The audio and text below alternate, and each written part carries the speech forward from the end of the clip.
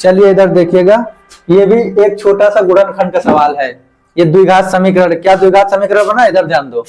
x plus 1/x equal to 3x not equal to 0, यानी बेटा x की value क्या नहीं आएगी, शून्य, चाहे जो है लेकिन 0 नहीं आएगी।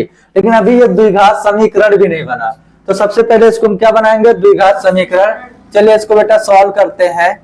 यहाँ पे x plus 1/x equal to क्या है बेटा 3। क्या करेंगे, इसके डिवाइड में क्या है 1, क्रॉस मल्टीप्लाई कर देंगे ना, x का x से मल्टीप्लाई करेंगे x स्क्वायर होगा, 1 का 1 से करेंगे तो यहाँ पे 1 हो जाएगा, और डिवाइड बाई x का 1 से करेंगे x इज इक्वल टू क्या हो जाएगा यहाँ पे 3। ठीक है, अब उसके बाद बेटा ये x इधर डिवाइड में है, इधर कहाँ पे जाएगा मल्टीप्लाई में, यानी भाग में कोई भी चीज होती है तो गुणा में जाती है। ठीक, तो यहाँ x स्क्वायर हो गया, ये 1 हो गया, इज इक्वल टू यहाँ पे क्या हो जाएगा ये 3x।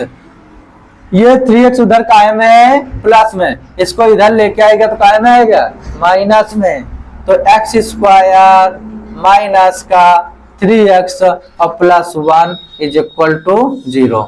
द्विघात समीकरण बन गया।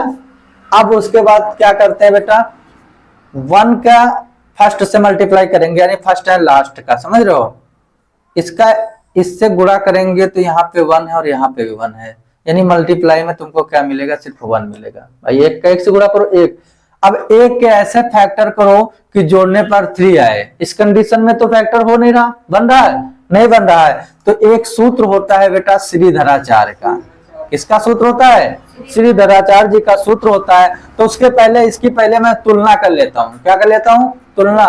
तो इसकी तुलना करेंगे ax square plus bx plus c equal to 0 से हम क्या कर देंगे बेटा, तुलना कर देंगे। तो देखो a के स्थान पे यहाँ पे क्या लिखा है 1, कुछ नहीं लिखा तो क्या लिखा 1, ठीक। और b के स्थान पे यहाँ पे क्या लिखा है माइनस का 3, -3 है ना, और उसके बाद c के स्थान पे क्या लिखा है यहाँ पे 1। ये तुलना की है, इतनी बात समझ में आई, ठीक। अब सूत्र क्या होता है, श्रीधराचार्य जी का सूत्र होता है बेटा x is equal to minus B plus minus under root B square minus 4ac divide by 2a। ये सूत्र श्रीधराचार्य जी ने कब बना था, ये सूत्र इसलिए बना गया था बेटा कि जिसके सिंपल गुणनखंड ना हो सके, बात समझ रहे हो, यानी देखो इसके तो कोई फैक्टर ही नहीं बन रहा है। भाई एक के ऐसा फैक्टर को जोड़ने पर 3 है, किसी कंडीशन में नहीं होगा, फैक्टर बनेंगे, बन ही नहीं सकते। तो उस कंडीशन में बेटा हम जो फार्मूला यूज करेंगे, ये फार्मूला यूज करेंगे x is equal to plus minus under root B square minus 4ac divide by 2a। इतनी बात समझ में आई। तो जो वैल्यू निकालें इधर वैल्यू पुटअप कर देंगे, तो x is equal to minus B है ना, माइनस, और b की वैल्यू बेटा कितना माइनस का 3 plus minus under root B square, B की वैल्यू क्या है -3 का whole square minus 4 into A की वैल्यू कितना है 1, और इंटू सी की वैल्यू कितना बेटा 1 डिवाइड बाई 2 इंटू ए की वैल्यू यहाँ पर भी कितना हो जाएगी 1। इतनी बात समझ में आ गई। अब उसके बाद x इज इक्वल टू यहाँ पे माइनस माइनस क्या हो जाएगा +3 प्लस माइनस अंडर रूट, ध्यान दीजिएगा इधर 3 का स्क्वायर कितना होता है 9 होता है ना, 3 का स्क्वायर 9, तो यहाँ पे माइनस जो है स्क्वायर में तो ये क्या हो जाएगा प्लस हो जाएगा, तो यहाँ पे क्या हो जाएगा 9। अब ये माइनस 4 का 1 से मल्टीप्लाई करो, 1 से करो वही आएगा, 4 1 जा 4 माइनस का 4 डिवाइड बाई 2 1 जा 2, ठीक। अब इधर देखिएगा ध्यान से समझिएगा, x is equal to 3 plus minus under root, देखो 9 में से 4 घटाइएगा कितना बचेगा 5, कितना बचेगा 5, तो यहाँ पे लिख देंगे क्या बेटा 5 डिवाइड बाई यहाँ पे क्या है 2। इतनी बात समझ में आई। यही तुम्हारा यहाँ से क्या हो जाएगा आंसर, क्या हो जाएगा आंसर।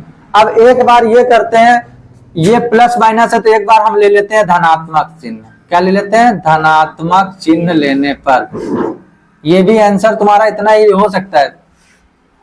और आगे एक स्टेप और बढ़ा लीजिए, x इज इक्वल टू 3, यहाँ पे बेटा क्या हो जाएगा प्लस रूट 5 डिवाइड बाई 2।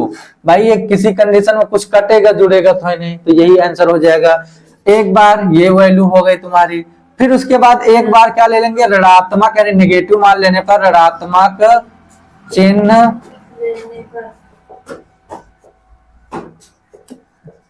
तो x इज इक्वल टू 3। अब इस बार क्या लेंगे, माइनस रूट का 5 डिवाइड बाय 2, ये हो जाएगा।